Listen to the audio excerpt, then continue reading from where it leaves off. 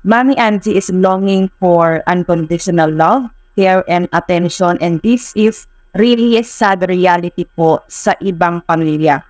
Para po sa mga anak dyan, katulad po at para sa mga magulang, para po sa inyo ang videong ito. Si Mommy Angie po ay 73 years old na at mag-isa na ngayong namumuhay. Yumao na ang kanyang asawa at meron siyang 2 anak pero may kanya-kanya ng pamilya ang mga ito. Nung tinanong ng mga host kung gaano kadalas siyang dalawin ng kanyang mga anak, dito na siya naging emosyonal at yun nga once in a blue moon lang daw.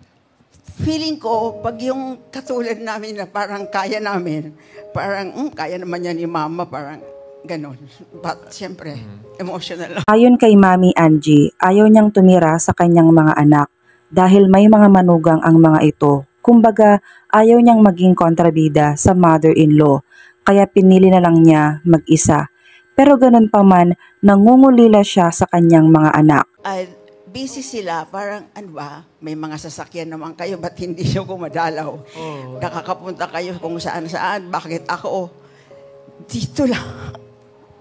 And then yung lumalabas kayo, parang hindi na ako maalala. But hindi naman kasi ako mukhang kawawa, kaya binabaliwala na lang nila ako. Parang feeling ko lang po yun.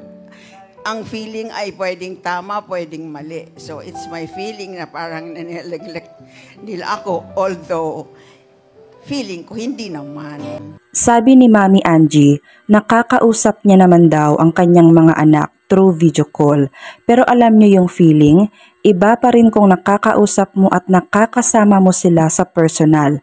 Siguro, mas masakit para kay Mommy Angie ito dahil nasa Pilipinas lang pala ang kanyang mga anak. Pero there is always 2 sides of the story. Hindi natin alam yung rason ng mga anak kung bakit ganun ang sitwasyon nila.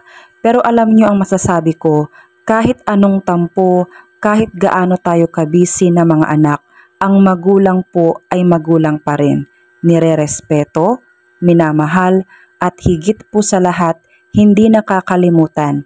At ganun din dapat ang magulang sa mga anak. Habang may panahon, iparamdam natin na mahalaga sila sa atin kasi meron tayong tinatanaw na utang na loob.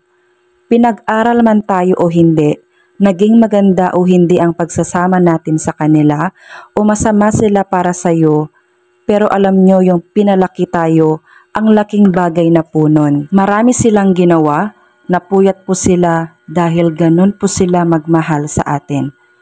Para po sa mga iba, kahit hindi kayo nakaramdam ng pagmamahal nung bata kayo, huwag kayong tumigil magmahal para sa kanila. Tandaan, hindi lahat ng panahon, pera o material ang kailangan ng isang magulang. Para po sa ating lahat na anak, masyadong maikli ang buhay. Huwag nating paiyakin ang ating mga magulang. Mahalin natin habang kapiling pa natin sila. Ang kaibigan po at asawa, pwedeng mapalitan. Pero ang magulang, nag-iisa lang po yan. You know my heart can't break, it only